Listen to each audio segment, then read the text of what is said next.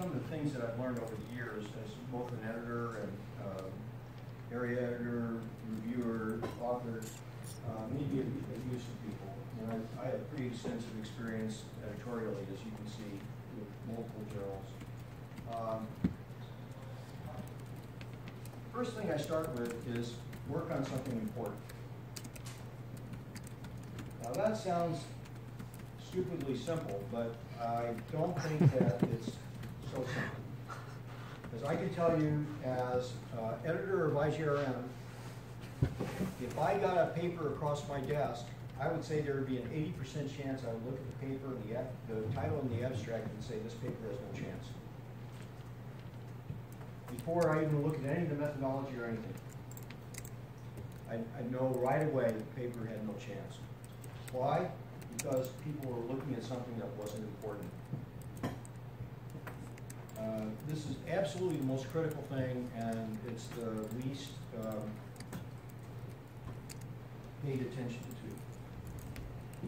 So, something a stakeholder cares about. This is my, as an editor, I always said this. I always said, okay, which marketing stakeholder, a manager, a consumer, a public policy maker, is going to change what they do based on knowing the outcome of this research? You ought to have something that you can say to somebody, in other words. Some marketing stakeholder needs to make different decisions than they would have made before.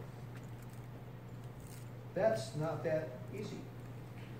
That means you have to change the conventional wisdom.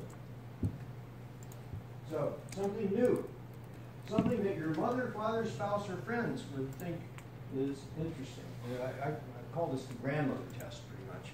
Because, you know, if you're talking to your grandmother, and you want to say what you're working on, and it's, you know, I'm working on the effect of such and such on such and such antecedents and consequences based on such and such theory, your grandmother is going to fall over dead.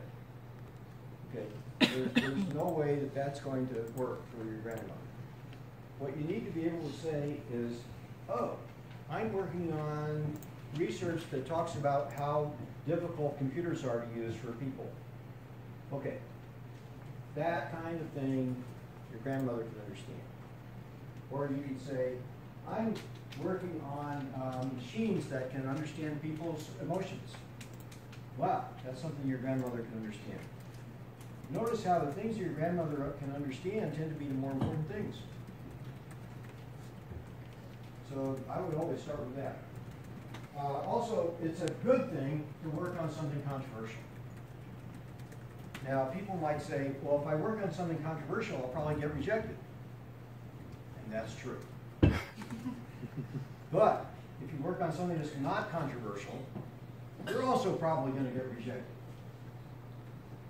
So why work on something controversial? Here's why. Suppose you do some research and everybody looks at it and says, oh yeah, yeah, I agree with that. Of course, I believe that. That's what I would have anticipated. At that point, you haven't changed anybody's mind.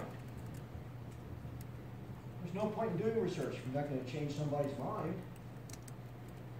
So what the reaction you want is you want some people to say, no, that can't be right. This has got to be completely wrong. What you're doing is totally incorrect. That's what you want, because you want to take that person and you want to change their mind. So controversy is good. I always love it when I write something up and get reviews back and somebody hates it, because then I know I have an opportunity.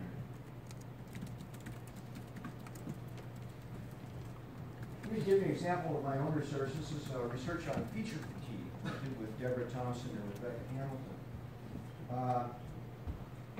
The idea here is it's important for managers to understand how the number of features on a product affect people's reaction to it. Notice how my grandmother could understand that if she were still alive. Now, so this is kind of new and controversial at the time, because you could say, you know, if you take a look at, for example, the conjoint model of choice. The the conjoint model will always say if you add a feature that's positive utility, therefore you increase choice. It'll always say that. So basically what we're saying is throw conjoint out. Conjoint is wrong. Okay, suddenly this looks very controversial.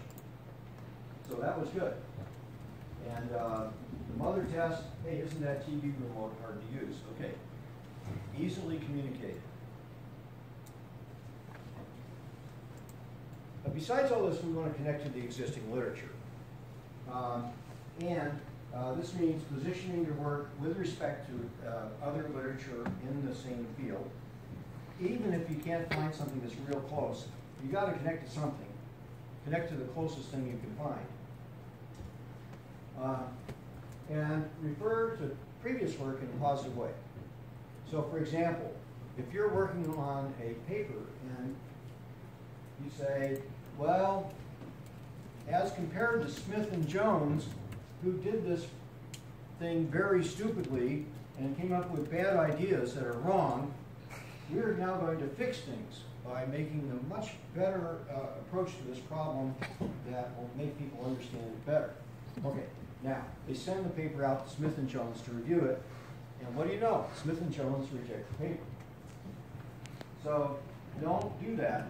You know, better to say something like, building on the seminal work of Smith and Jones, we now take it even to a higher level.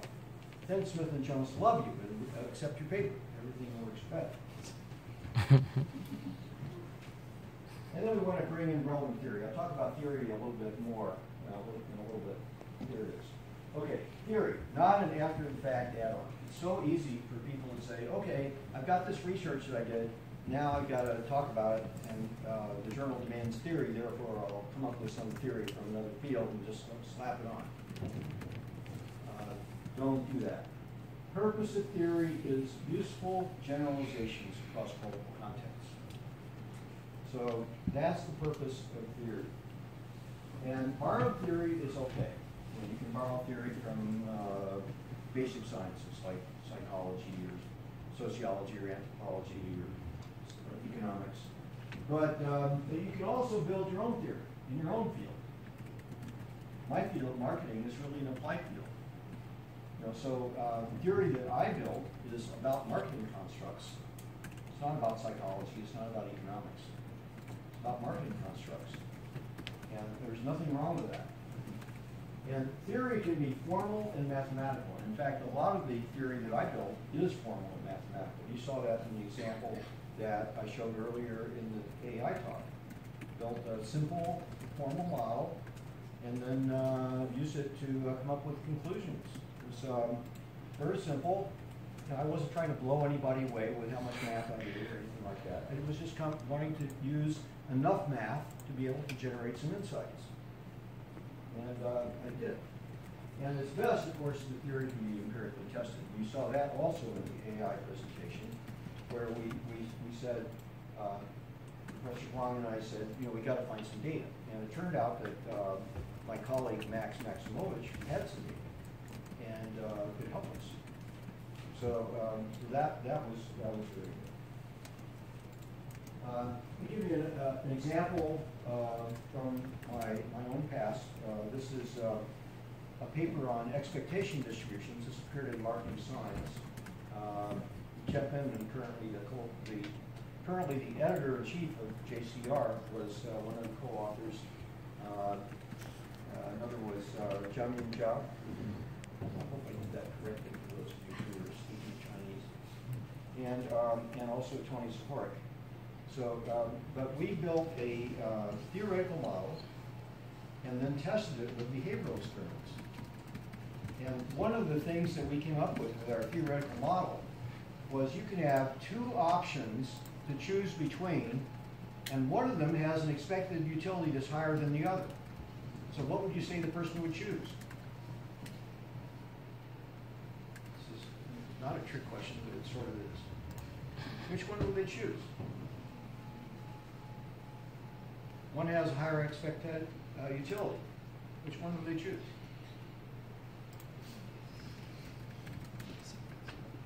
You know what's going to happen to you if you say, I'm trying to get you to say. Okay, truth of the matter is, what our model showed was that there are situations where people will choose the option with a lower expected utility. Now that sounds weird, very controversial. And whenever I say that's controversial, I say that's good. It's good because now I can change people's minds. And we tested this with real people in the lab with behavioral experiments, and sure enough, it did turn out that way. So, you know, it's a good thing to tie the theoretical modeling with empirical testing. And the empirical testing can be behavioral experiments.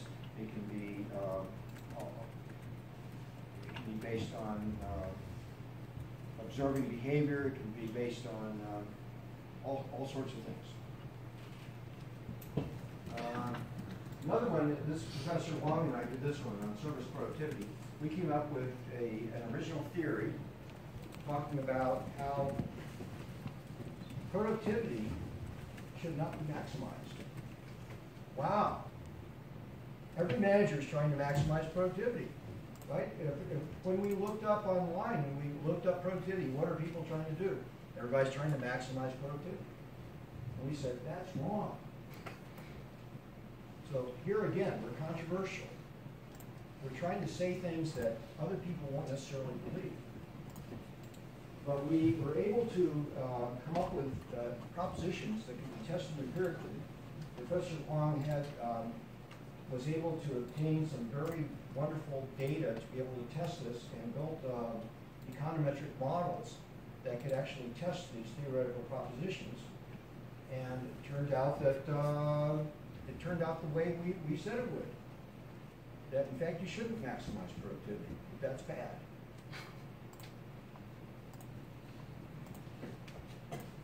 Okay.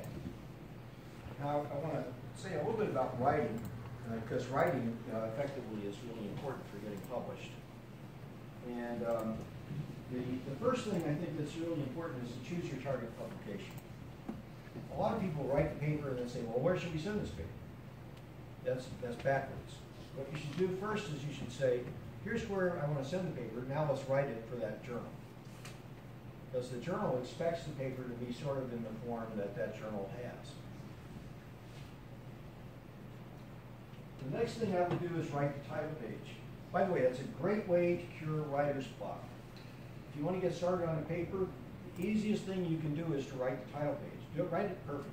It should be the title, you should have the authors, the date, you know, all your contact information, everything.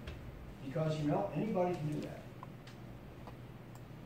It gets you through writer's block. You get done with that page and say, I've done a page.